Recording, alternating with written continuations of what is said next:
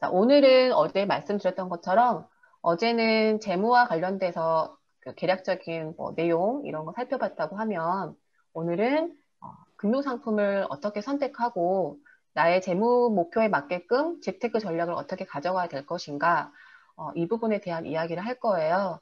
시작 전에 동영상을 하나 보고 갈게요. 요즘 이 예금 금리가 몇 퍼센트죠, 여러분? 이제 금융상품을 선택을 하려면 기본적으로 요즘에 그 경제에 관련된 정보를 많이 알고 계셔야 돼요. 무조건 돈을 벌어야지가 아니라고 제가 어제 말씀드렸죠. 돈을 무조건 벌지 않으려면, 어, 네, 정보를 알아야 돼요. 자, 현재는, 자, 퀴즈죠. 현재 한국은행의 기준금리는 몇 퍼센트일까요, 여러분? 1%대. 네, 1.8? 1.8. 네. 우리나라 현재 한국은행 기준금리는 0.5%입니다. 야. 0.5%. 기준금리라고 하는 거는요, 한국은행에서 우리나라 그 정책금리라고 하는 거죠. 예금과 대출을 결정할 때 이 기준금리를 기준으로 해가지고 플러스 마이너스를 해서 이렇게 금리를 결정하는 건데, 현재 우리나라의 기준금리가 0.5%예요. 참고로 이 기준금리는요, 한국은행의 금융통화위원회에서 금리를 결정을 하고 있습니다. 그리고 금리를 결정할 때는 미리 공고를 해요. 자, 이번 주 목요일에 5월 27일에 기준금리를 다시 발표하겠다고 공고가 되어 있어요. 우리 27일이면은 목요일이죠, 목요일. 목요일 날 우리가 오후에 또 만나죠? 숙제를 내줄까요? 그날 기준금리 어떻게 바뀌었는지 한번 관심 있게 보시고 그때 또 이야기해 보도록 하죠. 자, 그렇다면 그 당시에 1988년도에 여러분 삼성전자가 한 주에 32,000원이었다고 합니다. 32,000원. 지금은 삼성전자가 얼마인가요, 여러분? 혹시 알고 계세요? 8만 원? 광빈님 맞으세요. 8만 원대예요. 8만 원대. 근데 지금 시간이 1988년에서 21년 지금까지 시간이 많이 걸렸는데 삼성전자가 그럼 5만 원밖에 오르지 않았을까요? 3만 2천 원이었는데 8만 원이니까 5만 원밖에 안 오른 거잖아요. 이거 어떻게 된 걸까요, 여러분? 분할했어요. 맞아요. 장문서님. 분할을 했습니다. 분할. 분할이라는 거에 대한 개념은 혹시 알고 계신가요? 그 2018년도 기준으로 했을 때 삼성전자 주가가 한 250만 원이 넘었었어요. 그러니까 너무 비싼 거죠. 그러니까 우리가 이제 쉽게 말을 하면 100만 원짜리 수표를 가지고 마트에 가면 이렇게 쉽게 거래를 할 수가 없잖아요. 주인도 싫어하고 100만 원짜리 수표를 가지고 어디서 물건을 사려면 이게 거래가 좀 불편해요. 그래서 이거를 10만 원짜리로 쪼개는 거예요. 쪼개서 10만 원짜리를 가지고 거래를 하면 아무 데서나 물건도 쉽게 살 수 있고 받는 사람도 부담 없고 이런 거라고 비슷하게 생각하시면 돼요. 삼성전자 주식이 한 주에 200만 원이 넘다 보니까 돈이 많이 있는 사람들은 쉽게 사서 투자를 하겠지만 돈이 없는 우리 같은 서민들은 200만 원이 넘는 주식을 사기가 힘들다는 거죠. 그래서 거래를 좀 활성화하는 목적으로 너무 높은 주가를 조금 다운시켜서 액면 분할을 했습니다. 50분의 1 정도 수준으로 액면 분할을 했어요. 자, 만약에 분할을 하지 않았다면 삼성전자의 주가는 지금 얼마가 됐겠습니까? 지금 8만 원대 곱하기 50을 해야겠죠. 그렇죠? 그러면 한 400만 원 정도 된 거예요. 그러면은 88년도에 3만 2천 원이었던 주식이 현재는 400만 원이 넘는 수준으로 이제 가격이 올랐다고 이제 보시면 돼요. 자, 그리고 이제 음마 아파트. 그때 아까 그 주인공의 그 경상도 분이 엄마 아파트 사라 그랬죠. 엄마 아파트. 자, 음마 아파트는 지금 그 당시 5천만 원이라고 하니까 뭐 그런 비싼 거 이랬는데 지금 현재 음마 아파트는 얼마냐면 화면이 떠.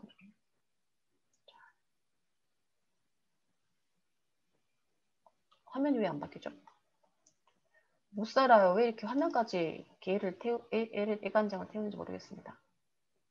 현재 한 22억 정도 한다고 해요, 여러분. 22억. 만약에 이제 제가 여기서 이제 여러분하고 하고 싶은 이야기는 뭐냐면요. 금리는 과거 대비 예금 금리로 지금 한 1%라고 가정하면 금리는 과거 대비 15%, 15배, 15배가 떨어졌어요. 떨어졌고 삼성전자 그러니까 주식 같은 경우에는 130배가 올랐다는 거예요. 130배. 그리고 그러니까 부동산의 경우에는 44배가 올랐어요. 그러니까 같은 5천만 원을 가지고 누군가는 예금을 했을 것이고 누군가는 주식을 샀을 것이고 누군가는 부동산 투자를 했는데 그때마다 현재 가치로 환산을 했을 때 누군가에게는 이게 한 1%대로 운영을 하지 않고 한 2008년도 수준에는 한 5% 정도 됐었거든요. 그걸 중간에 한번 정리하고 보니까 제가 얼추 계산해 보니까 5천만 원이 한 2억 7천만 원 정도로 이렇게 된 걸로 나오더라고요. 그러면 5천만 원이 예금으로 한 사람들은 2억 7천, 3억 정도라고 계산을 하고 삼성전자 같은 경우에는 지금 얼마입니까? 그렇죠. 자, 이래서 이제 자기가 어떻게 재테크 전략을 세우느냐에 따라서 현재 가지고 있는 나의 자산이 달라질 수 있다는 걸 말씀드리고 싶어서 이야기를 한 거였고요. 근데 이제 예금으로 할지 주식으로 할지 부동산을 할지를 여러분들이 정보를 잘 활용을 해야 될 거 아니에요. 정보를 잘 활용하려면 이것에 관련된 기본적인 내용들도 잘 알아야 되겠다는 거죠.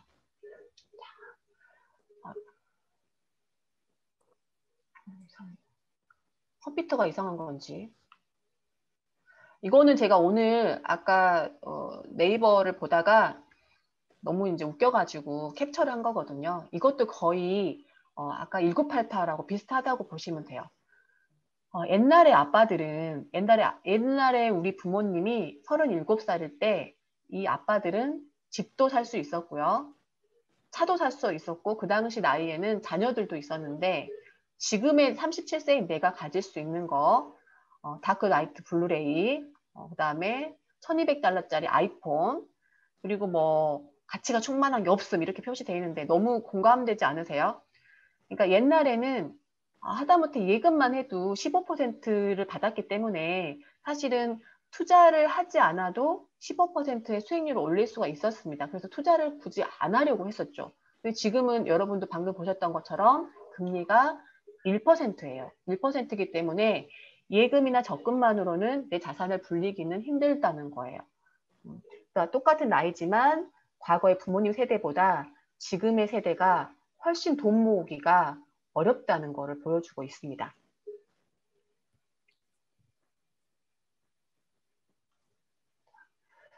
지금 현재 금리가 금리 추세죠. 2008년도에는 한 5% 정도 수준이었다가 2008년 8월에는 5.25였다가 현재는 0.5%이고 여러분들은 어떻게 생각하세요? 지금 내일 모레 금리가 결정이 되는데 금리가 어떻게 될 것 같습니까?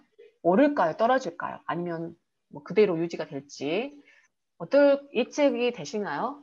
아무도 예측할 수 없죠. 그렇죠? 목요일 날 우리 여러분들 금리 어떻게 결정되는지 한번 보고 숙제로 알아가지고 오세요. 알았죠? 자, 금리 보겠습니다. 자, 금융 상품을 제가 이렇게 가지고 왔는데요. 이렇게 총 9가지가 있어요. 여기에서 혹시 은행에서 취급하지 않는 상품은 무엇이 있을까요? 혹시 알고 계신가? 혹시 눈치채셨어요? 또 채팅으로 봐볼까요? 부동산, 부동산? 네, 부동산. 부동산 비금속. 비금속. 네. 정답을 말씀을 드리자면 좀 이게 그 직간접적인 부분을 반영을 한다고 생각을 했을 때 여기에 나와 있는 내용들은 모두 은행에서 취급하고 있습니다. 부동산, 뭐죠? 채권, 비금속. 주식을 직접적인 거래를 하는 건 아니지만 펀드라는 형식으로 운영을 하고 있어요. 그거를 은행에서 판매 대행이라는 걸 하고 있죠. 그리고 귀금속은 아예 조폐공사하고 계약을 해가지고요. 금을 팔아요. 그래서 이런 골드바 형식으로 해가지고 그램으로 해서 그날 살 수가 있습니다. 오늘 주문을 하면 조폐공사에서 여러분의 집으로 배달을 해줘요. 그거를 은행에서 판매 대행을 하고 있어요. 그러니까 안 하고 있는 상품이 없어요. 은행에서. 보험도 예전에는 보험회사에 가가지고 가입을 했는데 지금은 그렇게 하지 않죠. 방카슈랑스라고 해가지고 은행에서 보험 상품을 판매하고 있습니다. 이렇게 다양한 상품을 은행에서 판매하고 있음에도 불구하고 조금 있다가 보겠지만 우리가 지금 과거에 투자했던 상품들을 보니까 보통의 분들이 다 예금의 형식으로만 투자를 하셨더라고요. 그런 것들, 이렇게 많은 상품이 있는데도 모르고 예금만 했다는 거.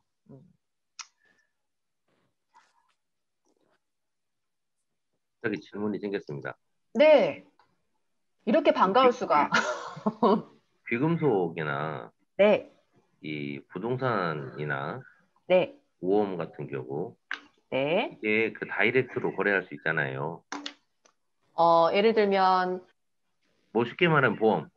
네, 보험 설계사분하고 거래하고. 아니요, 다이렉트 보험.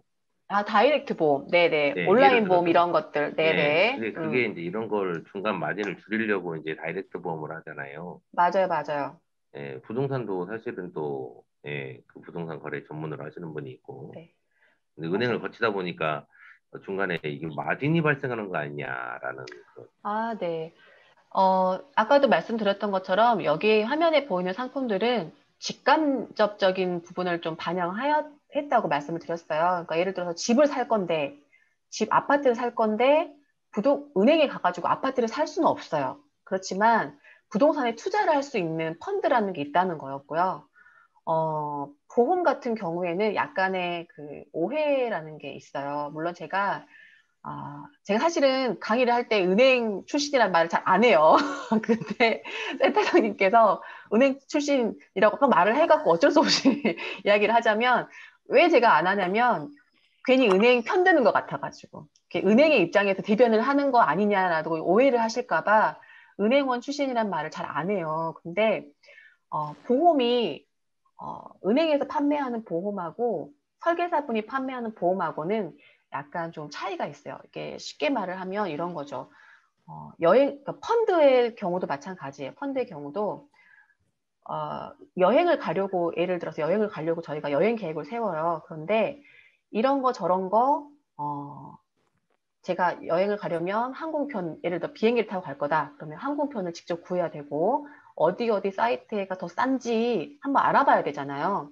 알아보는데 여러 사이트를 검색을 하고 조사를 해요. 그 다음에는 우리가 숙소를 어떻게 할 것인가 하고 여러 가지로 또 검색을 하고 조사를 합니다. 그렇다 보면 비용은 절감할 수 있지만 상대적으로 시간적인 투자가 많이 들어가겠죠. 그런데 우리가 그런 거를 좀 감수하려고 여행사에다가 이제 전문 여행사에다 여행 전문가들에게 패키지 상품으로 가입을 하는 거잖아요. 그런 식으로 약간 생각하시면 돼요. 보험도 설계사분들이 가입하면 약간 설계사분들이나 다이렉트 이런 것들이 많은 상품이 있지만 은행에서는 약간 패키지 상품처럼 맞춤형으로 나와 있어요. 그래서 좀 더 좋은 조건의 그 상품들, 그 조건들만 이렇게 짜맞춰가지고 판매하는 건데 그렇게 따지면은 뭐 마진을 더 많이 먹지 않겠느냐 이런 부분들이 있는데 큰 차이점 중에 하나가 뭐가 있냐면 은행에서 판매하는 설계사분들 여러분들이 보험을 가입하면 보험료 안에는 판매 수당이라는 게 그 사업비에 포함이 돼 있거든요. 근데 은행에서는 은행원이 제가 만약에 은행원이고 보험을 팔았어요. 저는 보험을 팔았으니까 판매 수당을 받을까요? 받지 아니요. 않습니다. 네, 받지 않아요. 그 판매 수당만큼의 마진이 빠져버리기 때문에 비슷한 조건이어도 더 저렴하게 가입할 수 있게끔 구성되어 있다고 보시면 될 것 같습니다. 그리고 또 다시 이제 원래 그 내용으로 돌아가서 이렇게 그 세 가지에는 제가 부위표를 해놨잖아요. 그렇게 해놓은 이유는 부위표를 해놓은 세 가지 외에는 다 원금 손실이 날 수 있는 투자형 상품이라는 거를 비교해 보려고 한 거거든요. 보험은 확정금리나 뭐 공시금리로 이율이 적용이 되는데도 원금 손실이 되나요? 라고 질문하시는 분이 가끔 계시는데요. 자, 보험도 중도 해지하면 원금이 손실될 수 있잖아요. 그래서 이제 원금이 손실될 수 있는 부분이 있기 때문에 비교를 이렇게 해놨습니다. 이 정도는 이제 우리가 비교를 해보실 수 있다고 생각하고 하나하나 짚어보도록 할게요. 이제 이런 것들이 여러분들이 이제 금융상품을 가장 더 많이 디테일한 게 있지만 가장 큰 그림으로 이렇게 그려놓은 거예요. 그럼 이제 요구에 대한 세부적인 내용들을 알아야 여러분들이 나중에 투자할 때 아, 나는 이런 것의 성격을 알고 투자를 해봐야지 라고 하실 거잖아요. 그래서 이제 하나하나 살펴보도록 하겠습니다. 방금 설명드렸던 것처럼 금융상품은요, 원금 손실 가능성에 따라서 투자 상품인지 저축 상품인지로 구분을 해요. 그래서 원금이 손실 가능성이 있다고 한다면 투자 상품, 그리고 원금 손실이 발생하지 않는다고 하면 저축 상품으로 구분을 하고요. 여기 이게 진짜 이상하네요. 다른 데서 온라인 수업을 저도 많이 하는데 자, 이런 경우가 없는데 자꾸 이래요. 이상해요. 왜 그래요? 왜? 자, 금융상품을 또 두 가지로 나눠요. 증권하고 파생상품을 나누는데 그것의 기준은 뭐냐? 원금이 초과로 손실될 수 있느냐 없느냐예요. 여러분 그 투자를 했는데 원금을 초과해서 손실됐다는 말을 이해하시겠어요? 내 원금이 100만 원인데 100만 원을 초과해서 손실을 했대요. 이게 도대체 뭔 말이냐? 이 말을 좀 많이 어려워하시더라고요. 근데 원금이 이렇게 마이너스 될 수 있다. 네, 원금이 100만 원인데 네, 100만 원은 하나도 없고 더 마이너스가 더 되는 거예요. 마이너스로 원금. 불어날 수 네. 있다. 내가 100만 원만 넣었는데 100만 원만 돈을 투자했는데 어떻게 마이너스가 초과될 수 있나요? 라고 이제 질문을 간혹 하시거든요. 예, 빚이 생길 수 있는 건가요? 라고 질문이 들어왔습니다. 네, 맞습니다. 증권, 그러니까 주식 같은, 예를 들어 주식 같은 거래를 할 때, 그 대여금 제도라는 게 있어요. 그러니까 예를 들어 오늘 A라는 주식이 많이 오를 것 같아요. 많이 오를 것 같아서 주식을 한 100주를 사고 싶은데 돈이 50주밖에 못 살 것 같아요. 그러면 50주, 그러니까 예를 들어서 50주를 살 수 있는 돈을 빌려줍니다. 빌려줘서 근데 이게 이익이 나가지고 내가 돈을 벌 수 있는 상황이면 좋은데 만약에 이게 손실이 나는 거예요. 그러면 빌린 돈까지 갚아야 되는 거죠. 그러니까 주식 투자, 이런 증권 투자들은 이런 대여금 제도 때문에 원금을 초과해서 손실될 가능성이 있는 거기 때문에 분리를 하는 거예요. 그러니까 파생상품 같은 경우에는 내가 투자한 원금 이상으로는 손실되지는 않습니다. 그래서 원금을 초과 손실하느냐 하지 않느냐에 따라서 증권과 파생상품으로 구분이 된다고 보시면 되겠어요. 그래서 여기 제가 방금 설명드렸던 내용인데요. 이런 원금보다 더 많은 손실을 가질 수 있는 가능성이 있는 거에 거래를 했을 때는 우리가 좀 비합리적인 기대 수익을 좀 기대하고 했다. 그래서 이런 것들은 보통 투기라고 이제 표현을 하죠. 투기. 그래서 이제 이런 투기는 생각도 하지도 말고 기대도 하지도 말고 행동도 하지 말아야 된다. 이런 기본적인 내용들 설명드렸습니다. 제가 오늘도 낮에, 그러니까 오늘은 오전부터 제가 5시까지 수업을 했거든요. 근데 청년들 수업, 여기는 지금 약간 연령대가 다양하게 분포되어 있잖아요. 근데 거기 같은 경우에는 20대 청년들만 모여가지고 수업을 했는데 대부분의 그 친구들의 가장 많은 질문이 뭐냐면 비트코인에 대한 질문을 정말 많이 하시거든요. 비트코인 해도 될까요? 비트코인은 어떻게 해야 되는 건가요? 이런 질문을 많이 하시는데 저는 뭐라고 대답을 할까요, 여러분? 하세요? 이렇게 네, 맞아요. 비정상적인 거래니까 하지 마세요 하고 말을 하는데 사실은 그게 맞는 건지 저도 잘 모르겠어요. 아무튼 투기는 확실한 거죠. 어떤 정상적인 영업 행위로 인해서 발생되는 거래들은 아니기 때문에 투기라고 보겠습니다. 저축과 투자의 차이점은 이제 우리가 알았습니다. 원금이 손실되고 손실되지 않는 곳 이런 것들에 대한 부분인데. 저 과장님 지나갈까봐 여쭤보는데요. 네. 파생상품에서 원금 이하로까지 손실되는 그런 예가 어떤 게 있나요? 아까 제가 말씀드렸던 것처럼 파생 상품은 원금을 초과해서 손실될 수 있는 구조는 아닙니다. 그 그 자체로만 내 원금을 그냥 거기다 다 담아 놓는 거고, 증권처럼 돈을 더 이렇게 빚을 내 가지고 투자할 수 있는 그런 구조는 아니기 때문에 파생 상품 같은 경우에는 원금을 초과해서 손실 날진 않아요. 그래서 이제 아까 구분할 때 원금을 초과해서 손실될 수 있는 것들은 증권 상품, 그리고 원금 수준의 손실을 볼 수 있는 게 파생 상품인데, 원금 수준의 손실이라는 것은 원금 100%까지를 말을 해요.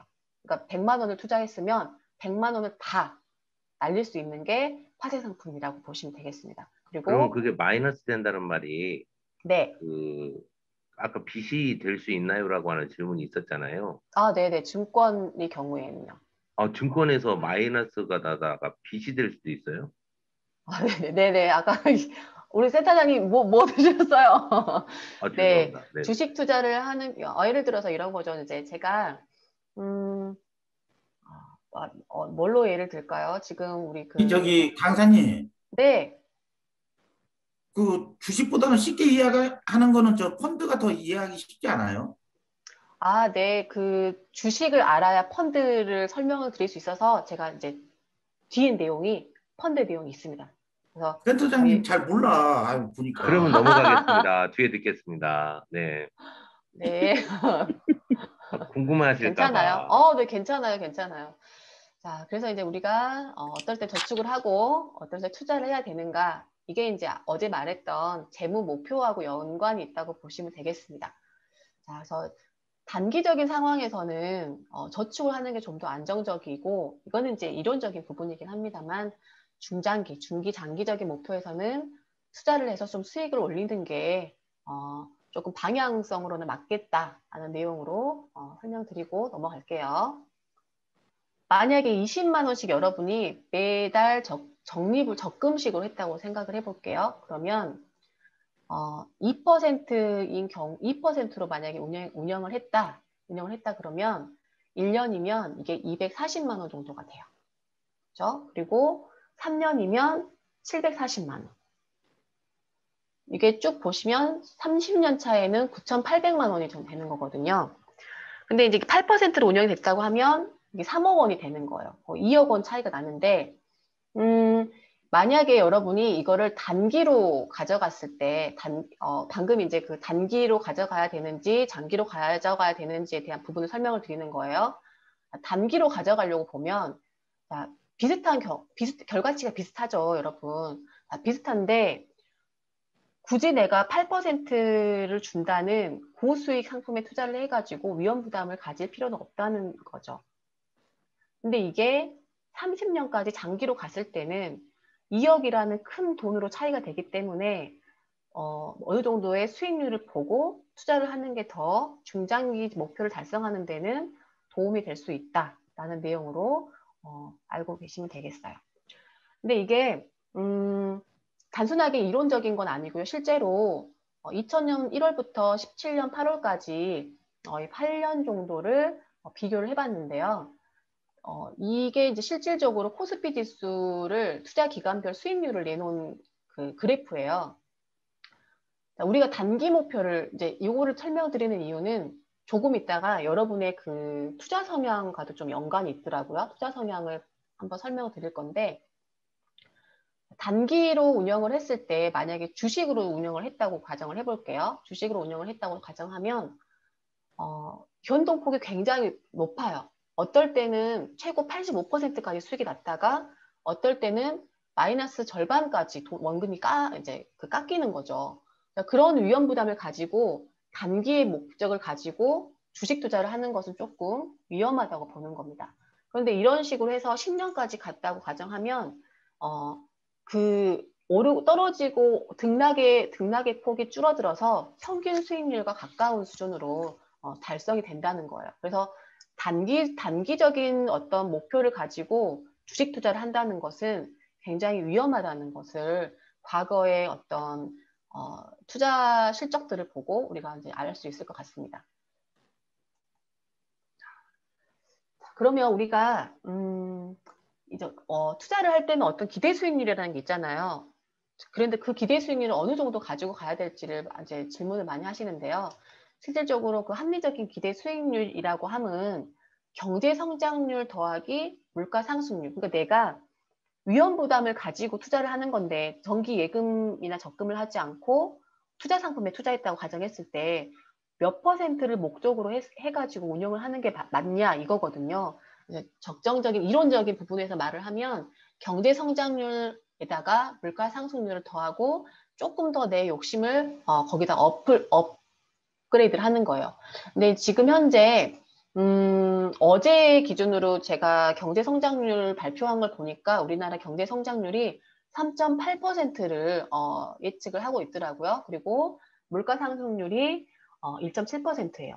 욕심 안 부리고 기본적인 상승 물가 이런 경제 지표들만 가지고 봤을 때 한 5.5% 정도를 내가 수익이 나면 현재의 경제 상황에서 굉장히 수익이 잘 났다라고 보는 거예요. 이제 이렇게 참고해 보시면 될 것 같습니다. 자, 퀴즈 잠깐 내볼까요, 여러분? 자, 투자 대상의 땡땡은 변합니다. 이 땡땡이 뭘까요?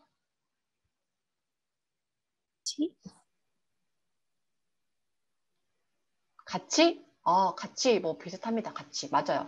가치 정답으로 인정할게요. 가치, 가격 정답은 가격입니다.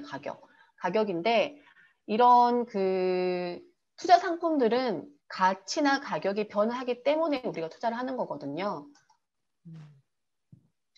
그래서 이제 오늘 저축 상품들은 사실 여러분들이 많이 알고 계시잖아요. 굳이 설명을 하지 않아도 여러분들이 잘 하고 계세요. 그래서 투자 상품과 관련된 기본적인 어떤 내용들을 좀 살펴보고 투자 방법들, 전략들을 좀 돌아보도록 할게요. 투자 상품들은 많이 있죠. 뭐 부동산부터 펀드, 채권, 주식, ETF 뭐 여러 가지가 있습니다. 여기 보시면 채권하고 주식은 직접 투자를 하느냐 아니면 간접 투자를 하느냐에 따라서 직접 거래를 할 수 있고 펀드의 형식으로 간접 투자를 한다고 보시면 될 것 같아요. 아까 우리 장무석 선생님께서 말씀해 주신 것처럼 펀드에 대한 설명을 조금 더 이따가 좀 해드리겠습니다. 먼저 부동산 같은 경우에는 우리가 제일 좋아하는 거죠. 한국인이요 제일 좋아하는 산이 부동산. 네, 부동산이라고 그래요. 부동산. 3등이 한라산, 2등이 설악산, 1등이 뭐냐 그랬더니 부동산이요 이렇게 말을 했다고 해요. 그쵸? 저도 되게 부동산을 좋아하는데 요즘에 부동산 규제가 너무 많아가지고 투자가 조금 힘들죠. 그쵸? 일단 부동산 투자는 목돈이 있어야 투자가 가능합니다. 각종 세금들이나 특히 요즘 같아서는 정부에서 규제를 너무 많이 하기 때문에 내 돈이 없으면 예전에는 뭐 갭 투자라고 해가지고 대출 받아서 그 약간의 돈만으로도 투자가 됐다고 하면 지금은 조금 그런 게 힘든 상황인 것 같아요. 청약 같은 걸 해가지고 어떤 분양을 받는 것도 되게 힘들어진 것 같고요. 부동산은 목돈도 있어야 되고 세금 부담이 많기 때문에 사실은 우리가 이제 많은 돈이 없지 않고서는 투자하기가 조금 곤란하다. 그래서 이제 펀드 형식으로 많이 권유를 하고 있습니다. 패스. 주식과 채권에 대한 내용을 조금 살펴보도록 할게요. 여러분 주식은 정확하게 개념으로 따지면요. 어떤 회사가 경영을 할 때 내 회사를 좀 안정적으로 운영을 하기 위해서 자본금을 좀 대주세요 하는 거거든요. 자본금을 투자를 해주면 내가 그 자본금을 가지고 우리 회사를 좀 안정적으로 운영을 해서 이익을 낼 수 있게끔 도와주세요. 이런 개념으로 보시면 돼요. 투자자들에게 돈을 받아서 회사를 운영하고 운영에 따른 수익금을 주주들에게 배당을 해주는 거죠. 자, 그러면 이제 채권은 뭐냐? 채권은 내용을 한번 읽어볼게요. 사업에 필요한 자금을 차입하기 위해서 발행하는 증서이다 라고 했어요. 이런 말만 보면 똑같은 회사가 사업을 영위하기 위해서 자금을 지원받는 거잖아요. 그런데 채권이 있고 주식이 있어요. 이름이 달라요. 그렇죠? 그래서 아까 우리 여러분들 투자 성향을 보니까 채권에 투자해 보신 분이 한 분도 안 계시더라고요. 이게 채권이 좀 어렵습니다. 그래서 그럴 수 있는데요. 채권을 쉽게 여러분 돈 빌리면 뭐 받아요? 차용증 받죠. 차용증. 그쵸? 이자. 네네. 그 돈을 빌려주면 내가 그것을 빌려준 그 증거로 차용증이라는 걸 받아요. 차용증. 차용증을 받는 채권은 차용증이라고 보시면 돼요. 차용증. 차용증. 내가 너에게 돈을 투자하는 거지만 네가 나에게 정해진 이자랑 나중에 날짜가 되면 원금까지 갚아. 이게 이제 채권인 거고요. 주식은 내가 내 사업을 하기 위해서 내가 너에게 돈을 투자해 줄 테니까 잘 해봐. 대신에 이익이 나면 그 이익을 내가 투자한 만큼 배당을 좀 해주라. 이게 이제 주식이에요. 그래서 주식과 채권은 똑같이 사업을 하기 위해서 자금을 조달하는 방식이긴 하지만 내용적인 부분에 조금 다르다는 것을 여러분께 설명드릴게요. 채권 같은 주식 같은 경우에는 주식회사 어디라고 하는 데만 발행을 할 수 있습니다. 잠시만요. 그래서 하지만 채권 같은 경우에는 여러 주체에서 죄송해요. 잠시만요. 발행을 하죠. 우리 영광 군도 채권을 발행한가요? 채권을 발행하실 건데 채권은 국가에서도 발행하고요. 지방자치단체에서도 발행하고 회사, 은행, 또 이런 특수기업에서도 발행을 다 하고 있습니다. 발행 주체에 따라서 종류가 다양합니다. 그래서 여러분이 이 중에서 어떤 채권을 투자를 해야 되는지 이런 것들은 여기서 설명을 드려볼게요. 자, 채권 투자는요. 좀 어렵긴 해요. 자, 채권의 금리는요. 가격과 반대로 운영이 돼요. 그러니까 금리가 높은 경우에는 채권이 낮아요. 채권의 가격이. 자, 이게 뭔 말인지 한번 설명을 드려볼게요. 자, 아까워시가 있습니다. 아까워시가 오늘 1년제 정기예금을 8%짜리 정기예금 1,000만 원 가입을 했어요. 그러면 이제 1년 있다가 1,008만 원을, 80만 원을 받겠죠. 8%니까. 그런데 하필이면 다음 날 금리가 20%로 올랐대요. 금리가 올랐습니다. 네, 오늘 가입 안 하고 그 다음 날 가입했다면 20%인 200만 원을 받을 수 있을 텐데 아까워시가 너무 아까워하겠죠. 그렇죠? 근데 갑자기 나채권 씨라는 사람이 내가 900만 원이 있거든. 그런데 나한테 이 1,000만 원짜리 정기예금을 900만 원에 팔아봐. 그러면 내가 사줄게. 라고 하는 겁니다. 근데 나채권 씨 같은 경우에는 900만 원을 현재 20%인 정기예금에 가입을 해도 1년이 있다가 받을 수 있는 돈이 1,080만 원이거든요. 그렇기 때문에 지금 900만 원에 이 1,000만 원짜리 8%짜리를 사는 것도 나쁘지 않아요. 돈이 1,000만 원짜리를 사느니 100만 원을 줄일 수 있잖아요. 이렇게 아까워 씨 같은 경우에는 이거를 이제 선택을 할 수가 있는 거죠. 1년 있다가 이 1,000만 원을 묶여놓고 1,080만 원을 받을 건지 아니면 이거를 나채권 씨에게 900만 원을 팔 건지 결론적으로 1,000만 원짜리 정기예금이 900만 원을 팔리는 거예요. 이렇게 이해를 하시면 되겠습니다. 채권은 금리가 오르면 가격이 떨어지는 거예요. 그러니까 금리랑 반대라고 보시면 되죠. 주식은 주가가 오르면 주식의 가격이 오르잖아요. 채권은 금리가 오르면 오히려 가격이 떨어진다고 하시면 될 것 같아요. 자, 그리고 아까 이제 채권을 발행하는 주체가 여러 군데가 있었잖아요. 국가에서 발행도 하고 지방자치단체에서도 발행을 하고 은행에서도 발행을 합니다.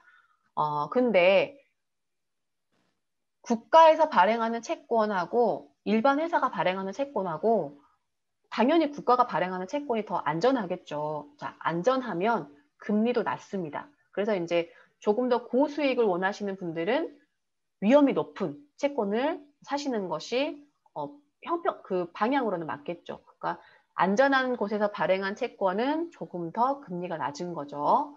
그리고 마지막으로 채권도 가격이 오르면, 그러니까 내가 샀던 가격보다 더 오르면 팔 수 있어요. 팔 수 있고 그때 금리하고 별도로 매매 차익이 생긴다면 팔아서 수익을 추구할 수 있습니다. 이런 부분들이 좀 있습니다. 요거는 제가 이제 표로 제가 정리해봤어요. 주식은 주식회사만 발행을 해요. 그리고 채권은 정부도 발행할 수 있고 지자체에서도 발행할 수 있고 그리고 일반 주식회사 등등 법인들도 발행할 수 있습니다. 그리고 소유자는 주식을 가지고 있는 사람을 주주라고 하죠. 그리고 채권을 가지고 있는 사람은 채권자라고 합니다. 주식은 이익이 발생하면 배당금을 받아요. 이 말은 이익이 발생하지 않으면 배당금을 받지 못한다는 얘기예요. 반면에 채권은요, 이익이 나든 손해가 나든 상관없이 정해진 이자를 받습니다. 그리고 만기가 되면 원금도 받습니다. 주식은 원금이라는 개념이 없어요. 네. 대신에 주식을 가지고 있는 사람들은 주주총회를 통해서 내가 그 경영에 참여할 수가 있습니다. 그래서 여러분들 혹시 주식 투자하시는 분들 간혹 가다가 주주총회 한다고 뭐 소집해 주세요 이런 편지 받아보신 적 있으실까요? 이제 이런 식으로 총회를 열어서 어떤 경영의 전반적인 결정을 할 주주들의 의견을 받아서 결정을 해야 될 일이 있다 그러면은 주주총회를 열고 있습니다. 하지만 채권은 경영에 참여할 수가 없다는 차이점이 있어요. 가장 큰 차이점이 이제 경영권과 관련된 부분 그리고 이익 배당과 관련된 부분이 조금 큰 차이점이라고 보시면 될 것 같습니다.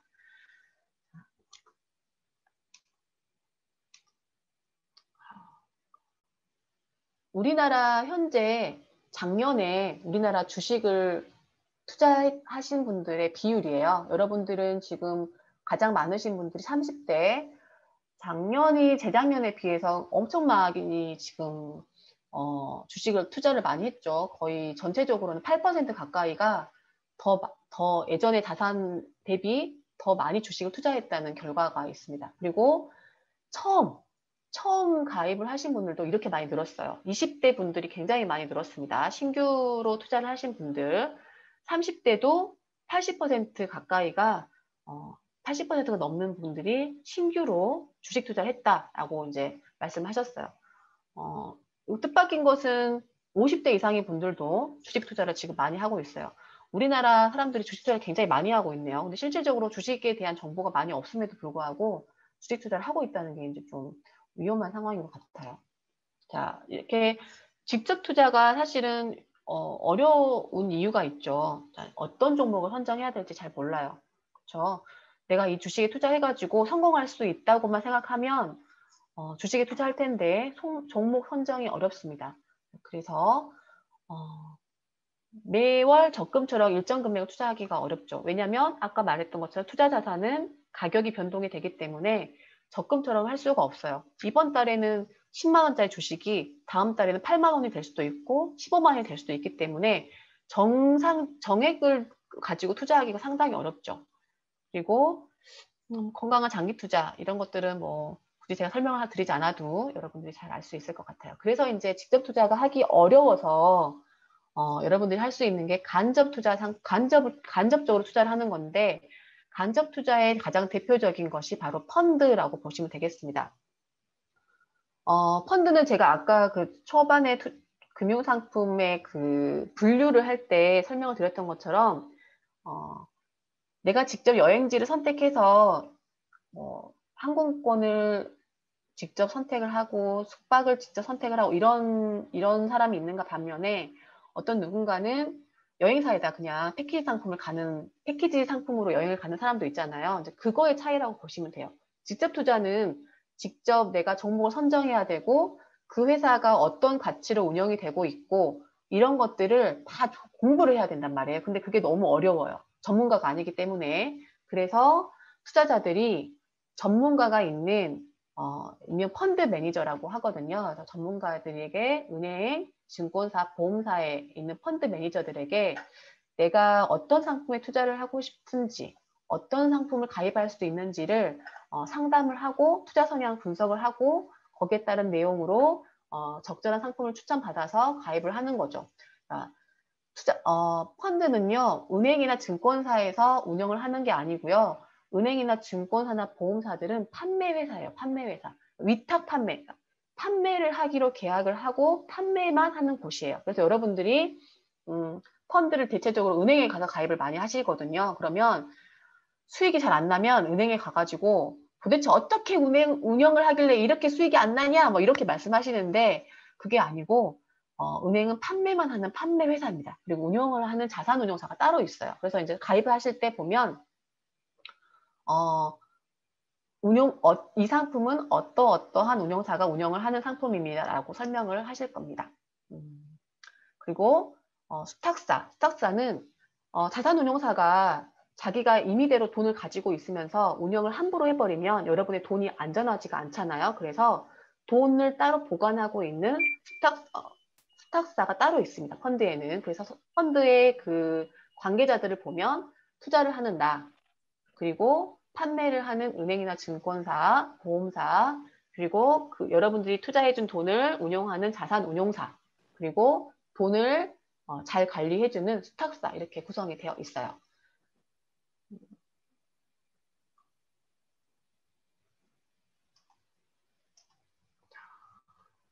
그러면 여러분들과 함께 펀드의 분류를 해보고요. 이게 어떤 위험이 있는지 한번 살펴보도록 하겠습니다.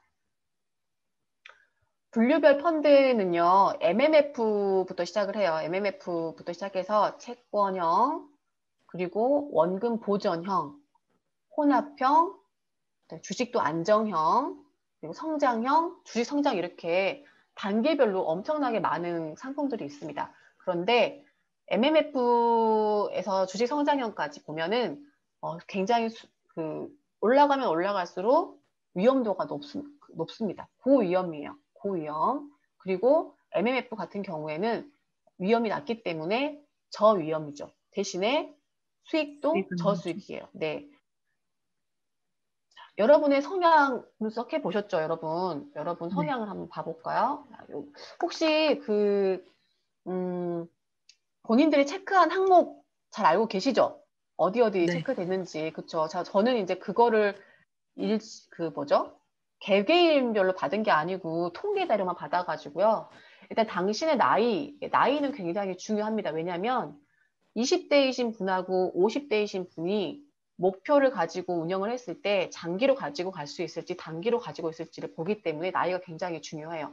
자, 나이별 본인의 점수 한번 체크해 보시게요. 자, 본인의 점수. 나이가 많아질수록 점수가 줄어들죠. 위험이 있는 상품들을 가입을 할 수가 없어지는 겁니다. 자, 소득과 관련돼 가지고 본인들의 점수를 한번 체크해 보세요. 정기적으로 소득이 발생하고 있다. 그리고 향후 이 수준을 유지할 거라고 생각한다는 건 투자 상품을 가입을 했을 때 손실이 나더라도 현재의 소득으로 기본적인 생활을 할 수 있을 거라고 생각하기 때문에 점수가 좀 높아요. 반면에 소득이 없으면 이 돈이 없으면 안 되잖아요. 아주 위험한 상황인 거잖아요. 그래서 점수가 낮습니다. 그리고 세 번째, 여러분이 금융투자에 대한 지식이 어느 정도라고 생각하는가? 요거에 대해서는 나는 많이 한다. 그러면 18점까지. 그리고 예금과 적금 정도만 안다. 그러면 3점 정도로. 자, 본인들의 점수 한번 체크해 보세요. 그리고 다 하셨을까요, 혹시? 자, 네. 그렇다면 다음 네 번째 질문으로 넘어갈게요. 자, 당신의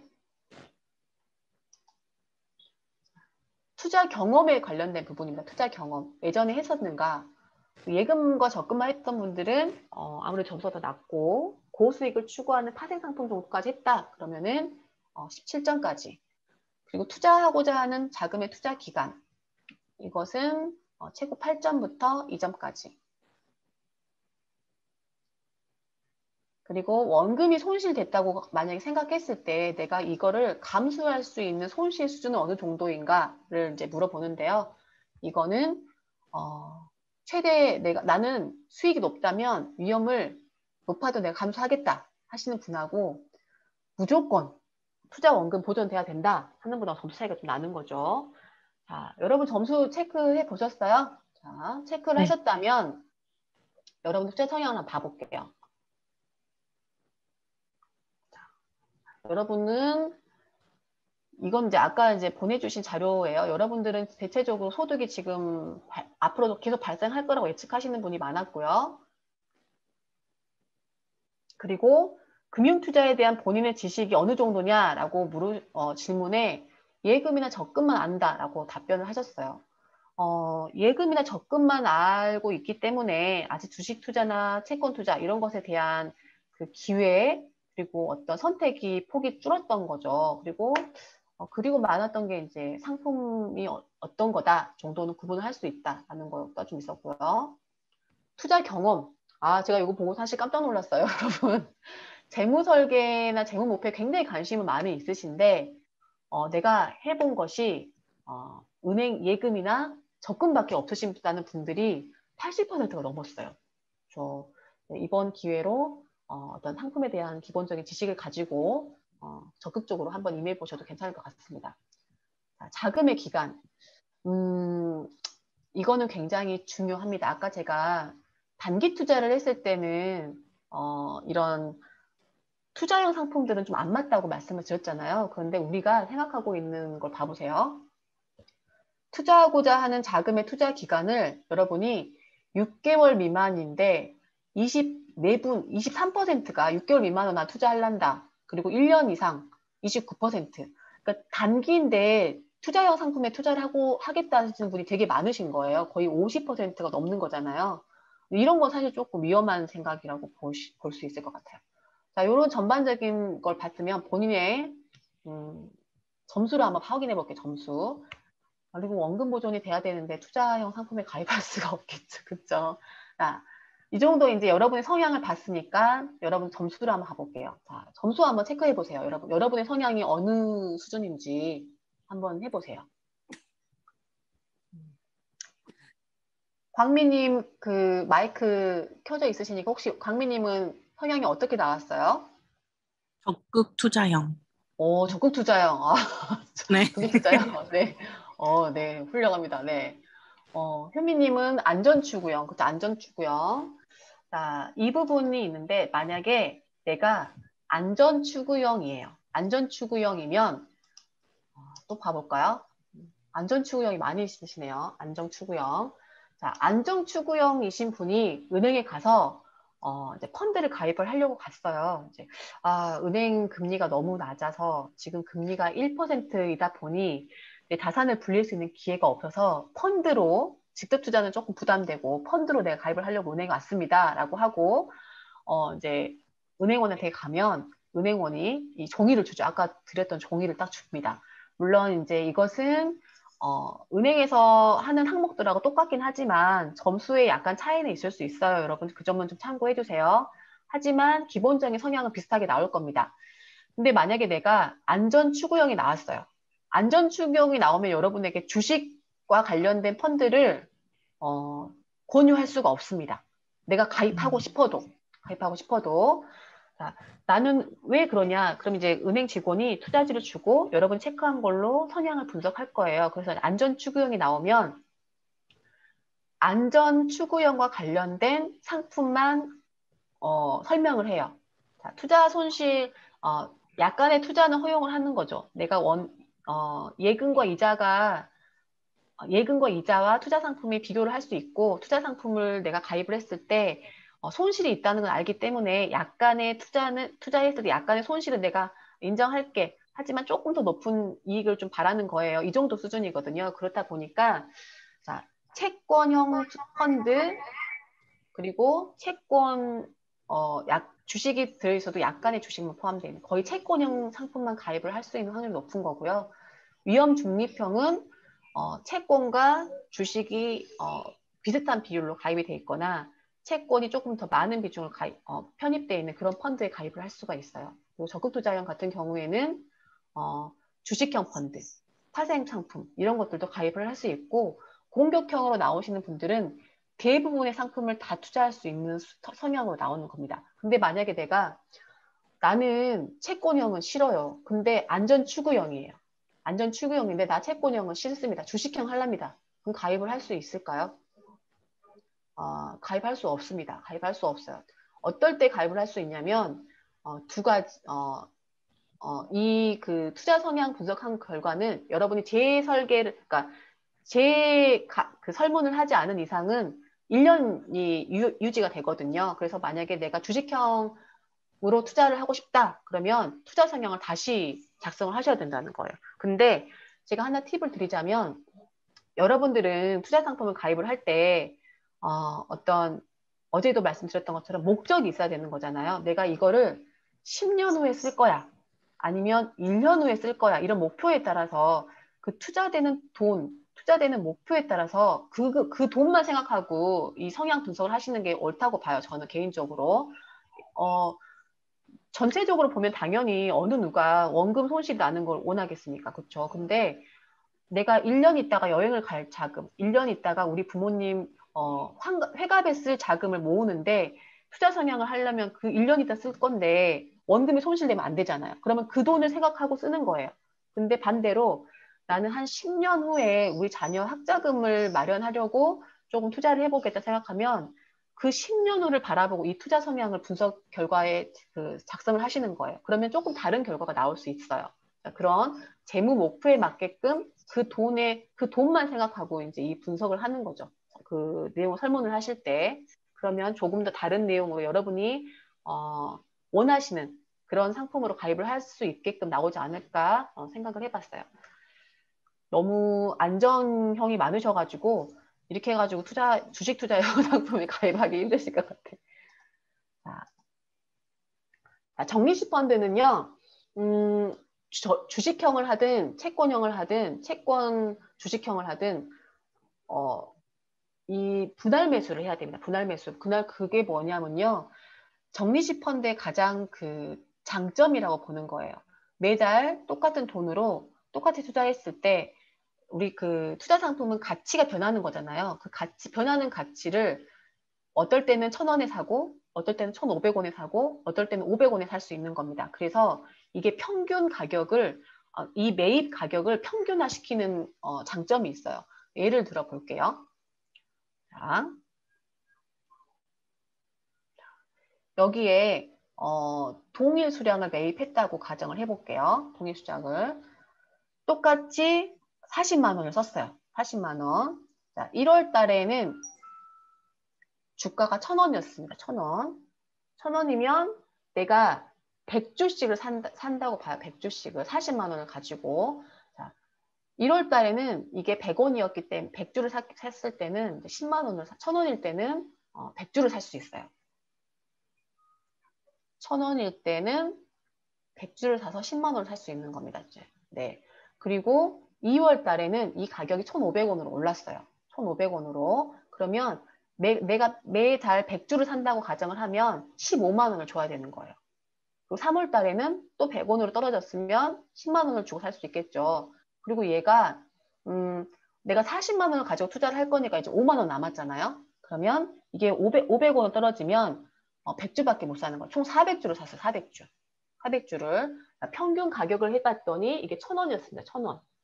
근데 만약에 내가 똑같은 가격을 매달 매입을 했다고 생각할게요. 똑같은 매달 정액으로. 그러니까 10만 원, 15만 원, 5만 원 이런 수준이 아니고 그냥 똑같이 10만 원으로만. 10만 원으로만 거래했을 때 1월 달에는 100주를 살 것이고 2월 달에는 가격이 올랐으니까 조금 덜 사지는 거죠. 60주밖에 못 사요. 3월 달에는 똑같이 1,000원이니까 100주. 4월 달에는 금액이 떨어졌기 때문에 더 많이 살 수 있어요. 그래서 실질적으로 460주를 사게 돼서 평균 단가를 따지면 이게 850원이 되는 거죠. 좀 어려우신가요? 그러니까 이제 매월 같은 양의 주식을 사려고 하는 것보다도 같은 금액으로 그러니까 적립 투자를 했을 때 이제 사지는 그 매입하는 주수가 달라지기 때문에 실질적으로 장기로 주식을 이렇게 매입을 했을 때 매입 단가가 낮아지는 효과가 있는 거죠. 근데 이제 이렇다고 해가지고 매입 단가를 낮췄으나 이게 이익을 보장하지는 않습니다, 여러분. 하지만 반대로 생각했을 때 내가 850원에 샀던 게 1,000원으로 오르면 150원 오르는 거잖아요. 그런데 평균적으로 내가 1,000원에 샀다고 하면 이익이 없는 거예요. 그런 식으로 이제 이해를 하시면 되겠습니다. 그래서 이제 매입 단가를 낮추는 게 굉장히 이익과 아주 밀접한 관련이 있다라고 보시면 돼요. 근데 이게 적립식 펀드로 했을 때는 이런 효과가 있다는 거죠. 적립식 펀드로 했을 때는. 좋은 펀드를 고르는 요령. 근데 기본적으로는 여러분의 성향이 맞아야 되는 건데 성향이 맞다고 가정하에 펀드를 고르려면 일단 펀드 평가회사, 판매하고 있는 회사 이런 것도 좀 펀드를 이 펀드는 잘 운영이 되고 있는지 아니면 조금 위험하게 운영이 되고 있는지 여러분이 잘 모르시잖아요. 근데 그런 것들에 대한 정보를 한국 펀드 평가 제로인 이런 데서 평가하는 내용을 좀 활용을 해볼 필요가 있고요. 그다음에 본인이 가입하고 있는 펀드 수익률 이런 것들을 좀 수시로 체크해 볼 필요가 있습니다. 그리고 전문가에게 수시로 상담을 해가지고 정보들을 공유하시는 게 펀드를 고르실 때 아주 기본적인 내용이라고 보겠습니다. 혹시 펀드 우리 장문석 선생님 펀드 아까 질문 좀 해주셨는데 펀드 가입을 해보시고 싶어서 관심이 있으셔서 설명을 좀 필요로 하셨던 걸까요? 아니요. 저기 센터장님이 이해를 못해서 펀드가 더 이해가 쉬울 것 같아서 말씀드렸어요. 저도 네. 이거 주식 성향이 안 맞더라고요. 저번에 S전자 한번 해봤는데 계속 그 관심을 꺼야 되는데 관심을 자꾸 두니까 딴 일은 못 알고 그래서 이제 화투 같은 것도 안 하거든요, 사실. 그 지는 걸 네네. 싫어하고 그러니까 원금에 대해서 이제 좀 저거 하니까 아예 그런 거를 못 하겠더라고요. 네. 그럼 이제 혹시 하셨던 삼성전자는 지금 이제 다 매각하신 거예요? 다시 저번에 구만전자 갔을 때 아, 올라가지고 기분이 좋다가 다시 8만전자로 떨어. 제가 7만전자 때 샀는데 네. 더 떨어지면 이거 손해 보겠다 그래갖고 그때 아, 팔았는데 지금 손해는 안 다시 보셨어? 또 떨어지더라고요. 또 보니까 손해는 안 아, 봤어요. 네, 다행입니다. 손해 안 보는 게 최고죠.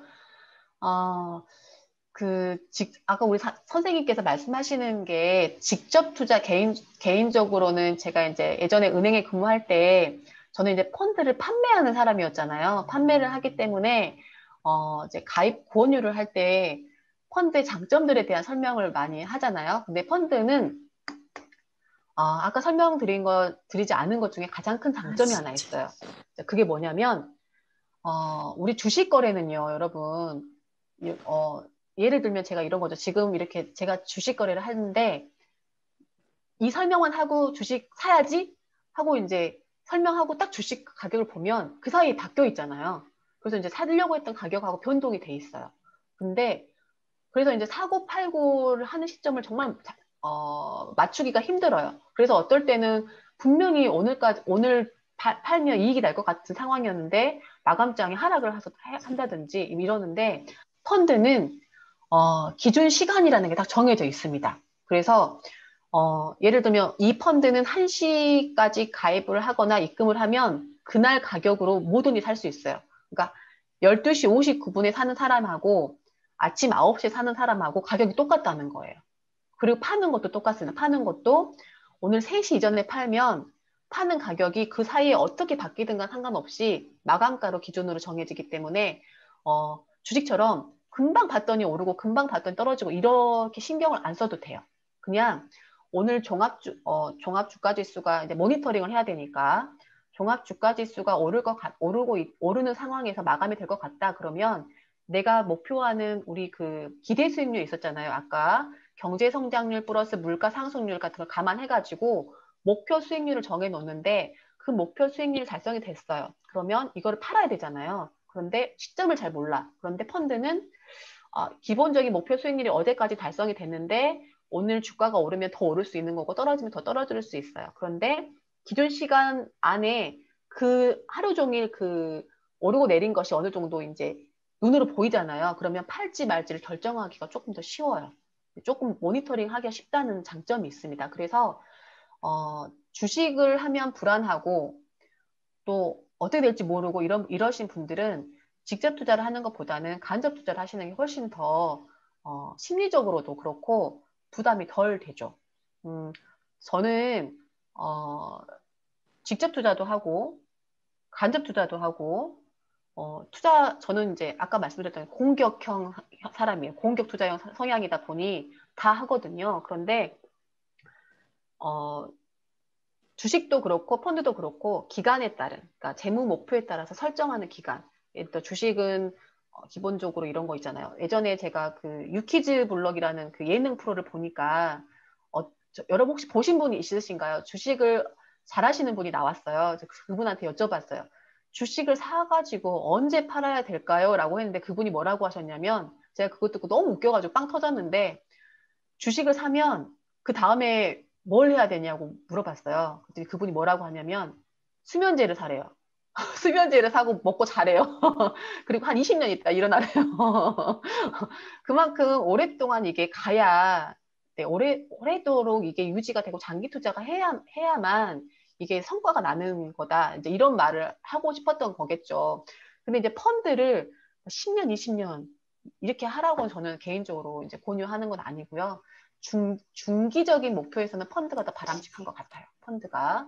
그런 것들 조금 자기의 재무 목표에 맞게끔 주식을 할지, 펀드를 할지, 예금을 할지를 결정하는 겁니다. 아까도 말씀드렸던 것처럼 당장 6개월 있다 써야 되는데 주식이나 펀드를 하면 원금에 손실될 수 있는 확률이 너무 커버리잖아요. 예측할 수가 없기 때문에 예측을 할 수 없기 때문에 크다는 의미예요. 근데 그런 것들을 주식 투자나 펀드로 했을 때 6개월 있다가 부모님 회갑잔치 돈 써야 되는데 다 날려버리면 안 되지 않습니까? 그냥 그런 것들 목표에 맞게끔 기간 설정을 한 것에 맞게끔 상품 선정을 하는 것이 중요하겠습니다.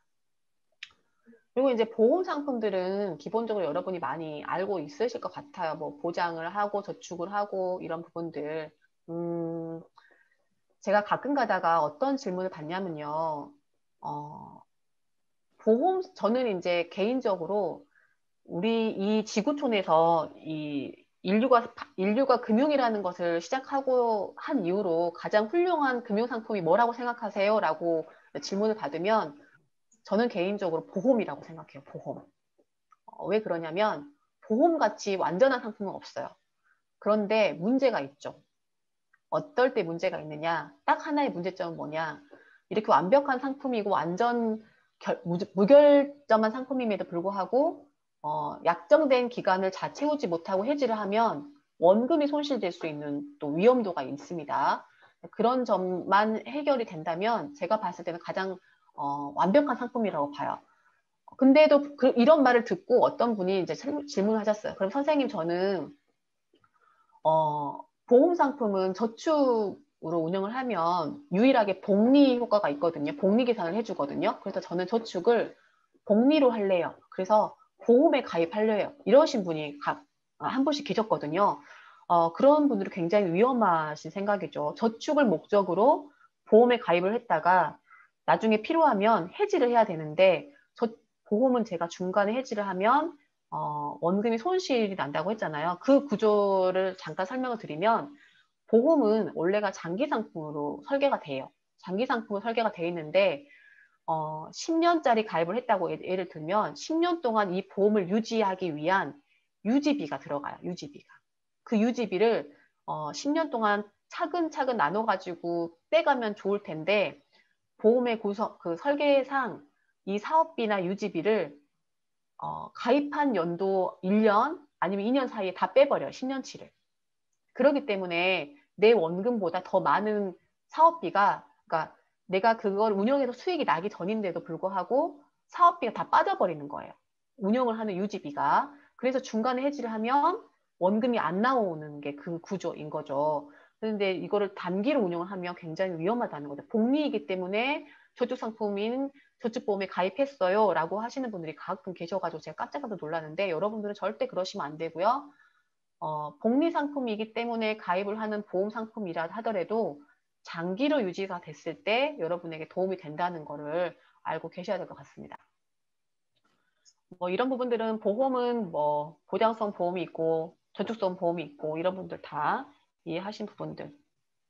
저 일반적인 보험은 알고 있는데요. 네. 맨 밑에 변액 보험 이게 한창 이게 사기가 아니냐라는 논란이 많았던 상품이잖아요. 어디서 그 논란을 들으셨는지. 제가 우리 미디어에서 센터장님. 이 변액이 제가 저한테 들으라고 엄청 누가 설득을 했는데 네. 아무리 들어도 이상한 거예요. 그래서 저는 끝까지 안 들었거든요. 네. 지금 만약에 우리 센터장님께서 변액보험의 수익률 보면은 뒤로 까무러지실 건데요. 변액보험은요, 그 보험하고 펀드가 결합되어 있다고 보시면 되겠습니다. 네네. 그래서 이제 보험의 성격이 있지만 이거를 보험사의 공시이율로 운행을 하는 게 아니고 펀드로 운영을 해요. 그렇기 때문에 안 그래도 보험이라는 것은 사업비라는 게 있기 때문에 중간에 해지를 하면 손해가 발생하는데 그런 손해 플러스 주가의 변동에 대한 그 손실 위험까지 같이 가지고 있다고 보면 돼요. 네, 그래서 만약에 변액보험이나 변액 유니버셜 보험에 가입을 했는데 중간에 해지를 하면요 원금이 없을 수도 있어요. 그런 위험이 있습니다. 근데 이제 요즘에는 주식장이 굉장히 좋잖아요. 그리고 이제 변액보험에 가입하신 분들이 아마 우리 센터장님께서도 최근에 권유를 받진 않으셨을 것 같아요. 좀 네, 오래되셨을 것 같아요. 네, 2, 3년 그러면은 됐습니다. 네, 그때만 해도 2, 3년은 조금 좀 그렇고요. 한 5, 6년 전에만 가입을 했어도 지금은 아마 잘했다고 생각하실 수 있는데 네, 2, 3년 정도 됐다고 하면 지금은 원금보다 조금 못했을 수도 있겠네요. 워낙에 요즘에 주식 시장이 좋아가지고 아무튼 펀드와 보험이 결합되어 있는 것들을 변액 보험이라고 생각하시면 되겠습니다. 종신형 보험 여러분들 이제 센터장님은 변액 보험을 많이 권유를 받았다고 하는데 많은 분들이 종신보험에 또 많이 가입을 하셨을 겁니다. 종신보험은 내가 내 목숨을 담보로 내가 죽었을 때 사망보험금을 목적으로 가입을 하는 보험이잖아요. 그런데 여러분들이 만약에 여기는 아직 나이가 좀 이렇게 많으신 분들이 안 계시는데 연령이 막 60대, 70대이신 분들이요. 종신보험은 어떤 때 많이 제가 좀 기억이 안 나긴 하는데 예전에 모 보험사에서 광고를 종신보험에 가입을 했었는데 가장이 사망을 했고 거기에 따라 사망보험금이 막 몇십억이 나왔고 뭐 이런 거 컨셉으로 해가지고 종신보험을 많이 가입을 시켰던 제가 그 CF를 생각이 나거든요. 지연님 변액 유니버셜에 가입했는데 사기설 나와서 해지했어요? 어떡해요. 어떤 사기 기사였을까요? 네, 정확히 제가 그 뉴스를 어떤 내용인지 몰라서 말씀을 드리기는 좀 그런데. 저 기억이 확실히 납니다. 네. 그 원금 그 손해율이 네. 그 보험 설계사가 말한 것보다 엄청나게 이제 손해율이 높았다거나 아니면 이제 변액을 오래 드신 분들이 계셨는데 아무리 시간이 지나도 그 보험회사에서 제시한 그 이유를 달성하지 못한다거나 이런 게 한 2년, 2, 3년 전에 한참 나왔었어요. 네. 네. 그러니까 원금 못 받는다고요? 맞아요. 그런데 우리가 이제 이렇게 생각하면 돼요. 똑같은 펀드에 가입을 한 거예요. 예를 들어 똑같은 펀드에 가입을 했는데 우리 장문서 선생님은 수익률이 20%예요. 그런데 우리 김광미 선생님은 수익률이 3%인 거죠. 그리고 저는 마이너스 5%인 거예요. 똑같은 펀드에 가입을 했는데. 그쵸? 그러면 이제 대체적인 사람들이 생각을 합니다. 왜 똑같은 펀드에 가입을 했는데 너는 20 플러스이시고 나는 마이너스 5야. 이렇게 생각을 하는 거죠. 근데 그런 그 구조를 알아야 되는 거죠. 내가 어떤 펀드에 가입을 했는가.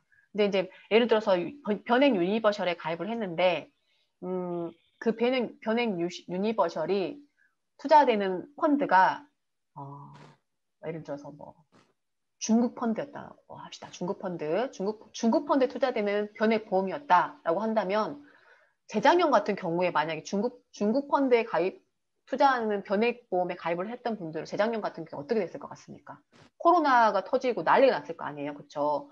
그러니까 어디에 투자되는 거를 본인이 알아야 된다는 거예요.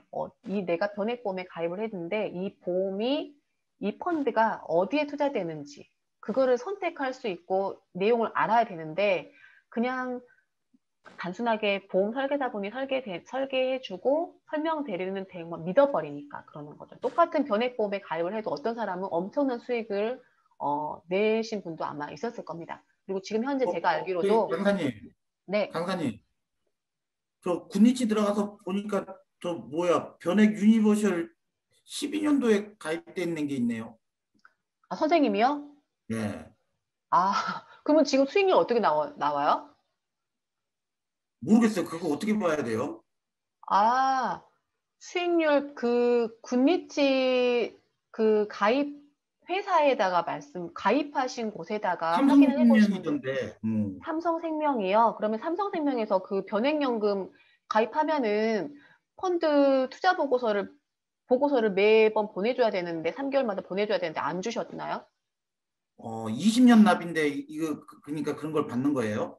네, 그 변액은 투자형 상품이기 때문에 보고서를 보내주거든요. 지금 현재는 이러이러하게 운영이 되고 있어서 현재 수익률은 몇 %입니다라고 보고서를 보내주는데 혹시 이메일로 받아보시려고 뭐 이메일 접수를 하셨다든지 뭐 이런 것들을 좀 확인해 보셔야 될 것 여기 같은데요. 제목은 뭐 2% 표준이라고 써 있거든요. 아, 평균이요? 네. 그러면은 굉장히 그 위험하지 않은 상품에 투자를 하고 있다고 보시면 될 것 같아요. 제가 봤을 이거 때는. 해지 그냥 안 하고 냅둬도 되는 거예요, 그러면? 그러니까 내용을 한번 그러니까 선생님 그거라니까요. 제가 이제까지 말했잖아요. 이거는 괜찮아요가 아니고 내가 가입한 상품이 어떤 건지 명확하게 파악을 해볼 필요가 있다고요. 그래서 이 잘 상품이 모르겠어요. 이 상품이 만약에 내가 이제 그 투자 보고서를 봤는데 그렇게 위험하게 투자가 되지 않는 것 같아. 예를 들면 그러면은 이제 유지를 해도 될 것 같다. 이제 지금 12년도에 가입하셨다고요? 그러면은 9년 된 건가요? 9년이 됐으면 사업비가 어느 정도 빠졌을 거예요. 10년짜리 20년 납입이면은 사업비가 아직도 나갈래나? 그런 보고서, 그 사업비 관련된 보고서도 있거든요. 그런 거를 요구하셔가지고 좀 받아보실 필요가 있을 것 같아요. 보셔가지고 현재의 그 뭐라 그러죠? 그 표준 수익률이라는 게 있어요. 표준 수익률. 현재의 수익률이 있고 표준 수익률이 있었을 때 너무 갭이 많이 나면 내 펀드는 지금 내 변액보험은 굉장히 잘못 운영되고 있는 거죠. 현재 시장이 이렇게 좋은데도 불구하고 표준 수익률이나 이런 그러니까 제로를 기준으로 해가지고 표준 수익률, 내 수익률 비교해봐서 너무 좀 상태가 안 좋다 그러면은 내 펀드는 지금 뭐가 잘못되고 있는 건데 가입을 할 때 그렇게 가입을 하셨고 이게 그 변액도 이게 그 투자되고 있는 펀드를 바꿀 수 있는 게 있어요. 지금 이 상황에서는 이게 좋은데 나는 거꾸로 이거로 투입이 되고 있다면 좀 비율을 좀 바꿀 수가 있습니다. 그거 수시로 좀 모니터링을 해야 돼요. 아셨죠? 모니터링을 하셔야 되니까 보험사에다가 보고서를 좀 달라고 하십시오. 아마 보내드렸을 건데 귀찮아서 버려졌을 수도 있을 것 같아요. 한번 확인해 보실 필요가 있을 것 같습니다. 네. 아무튼 뭐 종신보험은 나이가 많이 드신 분들, 그러니까 우리가 이제 그 재무 설계를 하는 차원에서 보면 저는 개인적으로 종신보험을 언제까지 유지할 거냐면요. 저희 아이들이 독립을 해서 경제적인 독립을 한다고 하면 얘를 연금으로 전환을 할 계획이거든요. 그러니까 내가 사망을 해가지고 사망보험금이 필요한 것은 내 자녀들이나 내 가족들이 경제적인 독립이 안 돼서 생활비가 필요할 때인 거잖아요. 근데 뭐 독립을 할 수 있는 여건이 되면 내 연금으로 바꿔서 내가 내 노후에 쓰는 게 더 바람직하겠죠. 그렇죠?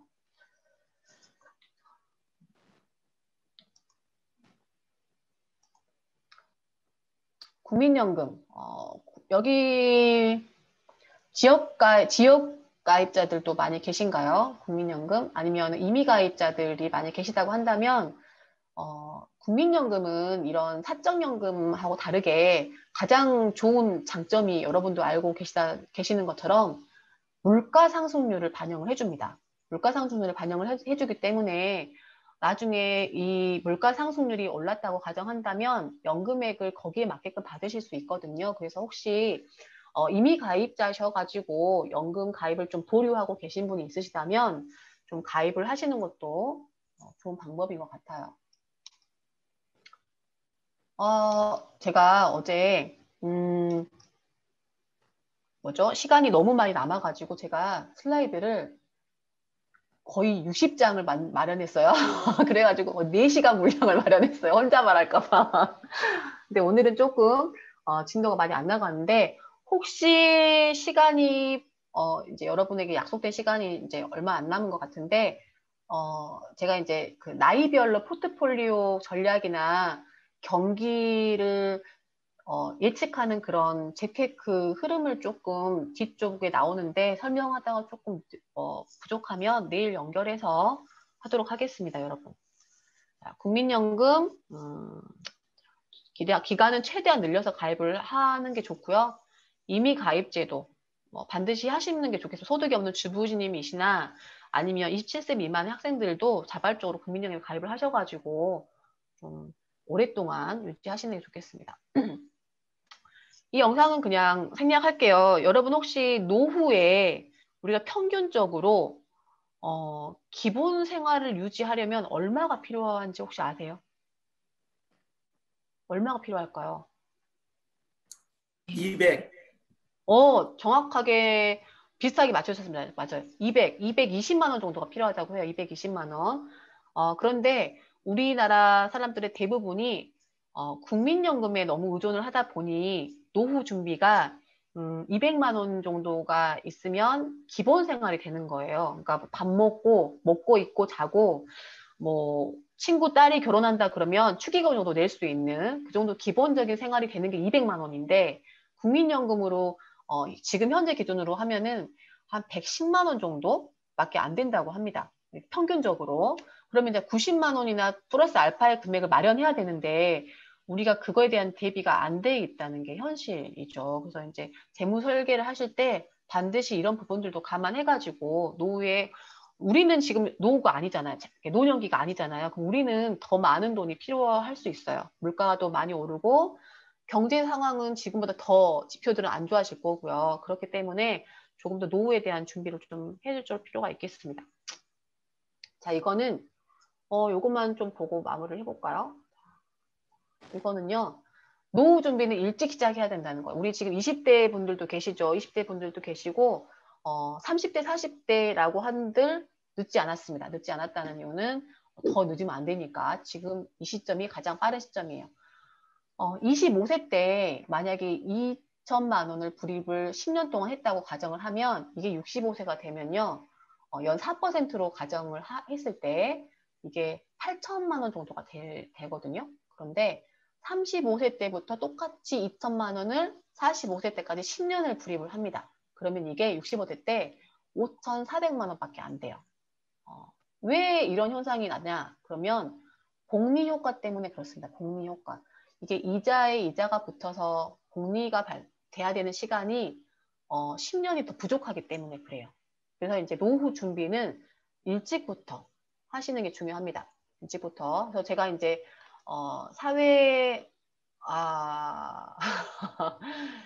네, 보험 저는 그렇게 생각하지 않습니다. 이거 잠깐 이거 설명드리면 일단 노후 준비는 일찍부터. 그래서 우리 그 청년분들은 직장 생활을 하시면 제일 먼저 하실 게 뭐냐면 연금에 가입을 하시라고 권유를 드려요.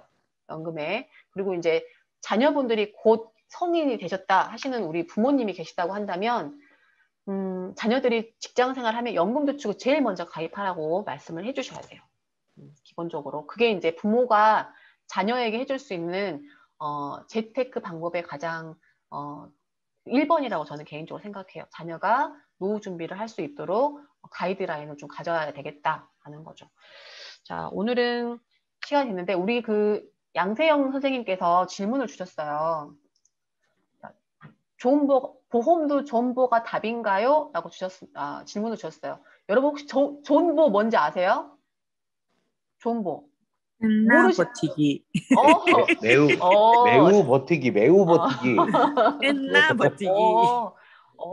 신세대십니다. 이거 잘 모르시는데 신세대세요. 그 보험은 저는 개인적으로 아까 그랬잖아요. 개인적으로 우리 금융상품 중에 가장 완벽한 상품이라고 생각하지만 그 재무 상담을 하면요. 제일 많이 정리해주는 게 보험이에요. 왜 그러냐면 보험에 아까도 말씀드렸듯이 내가 가입한 상품을 모르고 가입하시는 분이 너무 많아요.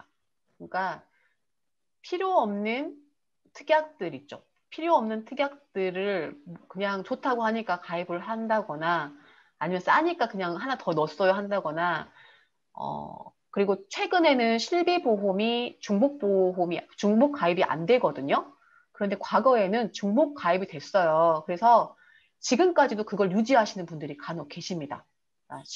실손보험은 비리 보상을 하기 때문에 중복 가입을 하면 보험료만 이중으로 나가는 셈인데도 불구하고 중복 보험으로 가입돼 있으신 분들이 있어요. 옛날에 가입하신 분들. 그런 분들은 이제 존버하시면 큰일 나는 거죠. 큰일을 난다기보다는 손해인 거죠. 그래서 그런 것들을 오늘 숙제가 많네요, 여러분. 자, 목요일 날, 내일 숙제는 금요일 날 금융통화위원회에서 금리를 어떻게 결정을 할 것인지 숙제로 조사해오고, 그쵸? 오늘은 여러분들이 한 번 정도는 여러분들 보험 증권을 좀 정리를 좀 해보세요. 여러분들 보험이 뭐뭐 있는지, 또 내 보험 증권은 다 있는지, 보험 증권만 있다면 안 되고 보험 약관을 다 받아놓고 처리를 해놨는지를 좀 보세요. 저는 매년 그걸 정리하거든요. 매년 1월 달이 되면 제 자산을 쫙 점검을 해요. 근데 그 중에 하나가 보험 증권을 정리를 해요. 그 이유가 만기가 되는 것도 있을 것이고 아니면 특약이 끝나는 것도 있을 수 있잖아요. 근데 그런 것들을 딱 1년 중에 1월 달에 좀 정리를 해서 좀 관리를 하는 편입니다. 그래서 그런 것도 좀 필요하죠. 여러분들도 오늘 숙제, 여러분이 가입한 보험이 있다면 증권들을 좀 정리해가지고 다이소 같은 데 가면 파일철 있잖아요. 이렇게 하나씩 하나씩 끼워가지고 하는 거 2,000원이면 사거든요. 그거를 가족들 이름으로 하나씩 만들어 놓으세요. 만들어 놓으시고 통장에서는 돈이 빠져나가는데 증권이 없다. 그러면 그 회사에 전화해가지고 증권 보내주세요 해야죠. 증권 보내주세요. 증권 보내주실 때 증권만 보내주시면 안 되고 약관도 같이 보내주세요 해가지고 그 건에다가는 증권이랑 약관이랑 같이 처리를 해놔야 돼요. 그래야 내가 없어도 가족들이 그 증권을 보고 이런 보험이 가입돼 있으니까 이럴 때는 좀 이런 데 청구해봐야 되겠다 알죠. 그렇죠. 갑자기 사고가 나면 가족들은 모를 수 있지 않습니까? 그래서 그런 정리를 좀 해보셔야 되고. 숙제예요, 숙제. 오늘 숙제 잘 하시고 내용은 좀 남았는데 여러분 너무 이제 힘드시니까 오늘은 여기서 마무리하고 내일 이어서 한번 같이 이야기해 보도록 하겠습니다. 오늘 고생 많으셨습니다. 네, 수고하신 우리 김혜정 선생님. 예, 감사의 박수 한번. 네, 고맙습니다. 박수를 많이 쳐야 돼요. 네.